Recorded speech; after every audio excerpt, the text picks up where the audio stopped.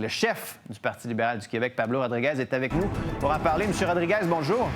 Bonjour, M. Foisy. Avant de parler là, de manque de consultation et de tout le reste, là on vient d'avoir un peu plus de chair autour de l'os.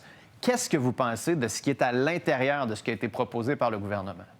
Bien, je vais prendre le temps de le lire en détail. Il y a des éléments qui semblent à première vue intéressants, c'est-à-dire qu'une constitution, ça nous définit qui nous sommes comme nation, comme peuple, donc de parler de la prépondérance de l'égalité homme-femme, du fait français, de l'importance de protéger notre langue, de la promouvoir, tout ça, ça va. Il y a des choses qui font sursauter un peu, vous faites référence, je crois que c'est à l'article 5, qui dit que certaines institutions publiques ne peuvent pas poursuivre le gouvernement. Donc, à ce moment-là, il y a quelque chose de très délicat. Là, on empêche des Québécois ou des organismes québécois d'avoir accès à la justice. Alors, je vais regarder ça en détail, mais le problème de fond, il avait fait référence, il n'y a eu aucune consultation à peu près.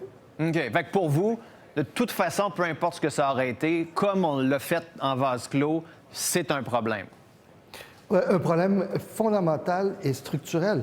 On parle d'ici d'un document pour le peuple, mais on ne parle pas au peuple.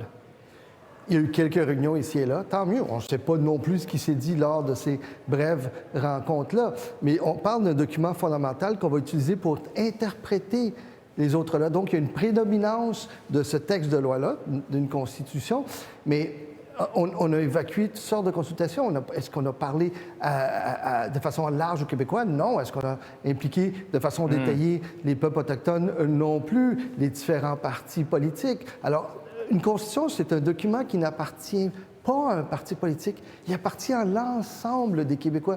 Et vous le savez, M. Foisy, ça fait longtemps qu'on se connaît, ça fait longtemps que vous suivez la politique.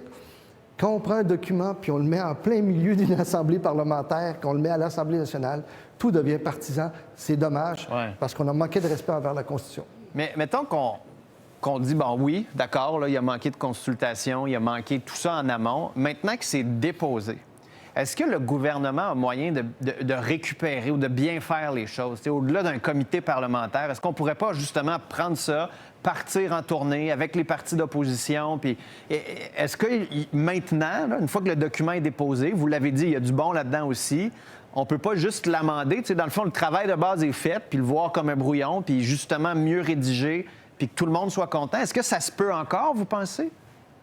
Ça serait très difficile. Je ne vois pas comment, parce que vous avez un document que vous placez dans un contexte partisan. On l'a entendu ce matin. Regardez le ton plutôt acrimonieux dans la réplique du premier ministre à l'égard du Parti québécois.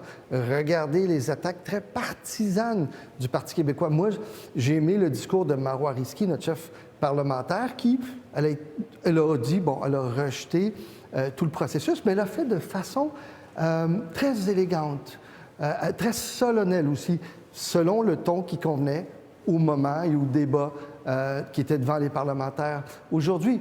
Mais vous avez tout de suite vu les chicanes entre le premier ministre et le Parti québécois. C'est ce type de débat-là qui risque de prédominer dans une assemblée constante, dans une assemblée politique, à l'Assemblée nationale.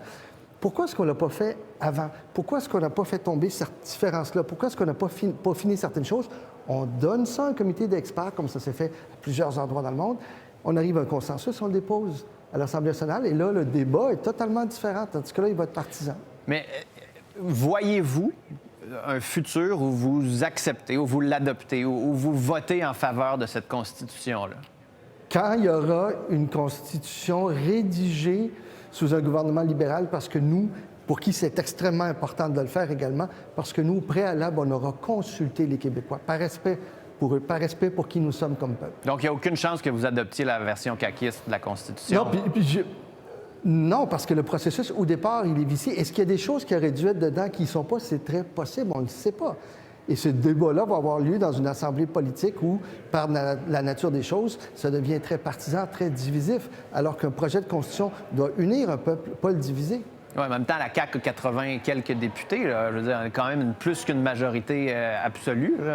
Peut décider, avec cette représentation d'une grande partie de la société québécoise, de dire, nous, on parle pour le Québec, on a écouté les Québécois, on a pris tout ce qui a été fait depuis 40 ans au Québec, puis on a accouché de ça, puis en comité, on va l'améliorer, puis en bout de ligne, il va peut-être avoir quelque chose de bon que les libéraux auraient pu écrire, là. Mais si c'était le cas, il n'y aurait pas eu peur de consulter, d'élargir le processus de rédaction, d'impliquer d'autres personnes qui n'étaient pas des caquistes, sortir du bureau du ministre de la Justice pour impliquer les Québécois, parce que c'est à propos d'eux. C'est à propos de nous, c'est à propos des Québécois. Alors, on parle du peuple sans inclure le peuple. Et vous faites référence au gouvernement. Oui, sur le plan des chiffres, ils ont la majorité. Mais il y a à peu près l'appui de 15 des Québécois aujourd'hui en fin de mandat. Alors, moi, je pense qu'il n'y a absolument pas la légitimité pour aller de l'avant. Et imaginez, M. Foisy, s'il manque de temps, puis ils font ça sous le bâillon. Adopter une constitution sous le bâillon. Pensez-vous que la campagne électorale va porter là-dessus?